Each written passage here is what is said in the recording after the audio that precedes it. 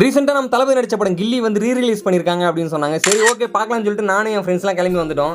விழுப்புரத்தில் இருக்க ஜனா சினிமாஸ் தான் வந்திருக்கோம். டிக்கெட் வாங்கிட்டு மூவி போகும்போது இந்த மூவி அப்டேட்காக சரி ஓகே நம்ம இன்ஸ்டா ஐடி போட்டு நம்ம ஃபாலோ பண்ண சொல்லுவோம் சொல்லிட்டு மறக்காம இன்ஸ்டா ஃபாலோ பண்ணிட்டு அதில் பயோல என்னோட யூடியூப் சேனல் லிங்க் இருக்கும், மறக்காம சப்ஸ்கிரைப் பண்ணிக்கோங்க.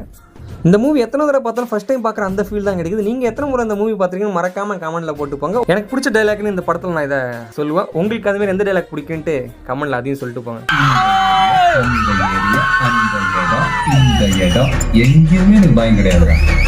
ஏன்னா ஆல் ஏரியாவிலையும் ஐயா கில்லிடா. அடுத்த இன்டர்வியூ அங்கே சரி ஓகே சொல்லிட்டு பாப்கார்ன் வேணாம் சொல்லிட்டு அந்த பக்கம் போனால் காசை கொடுத்து அந்த பாப்கார்ன் வேடான்னு சொன்னால் அந்த பையன் என்ன வேலை வச்சிருக்கான் பாருங்க, கொட்டிட்டான், எல்லாத்தையும் கொட்டிட்டான்.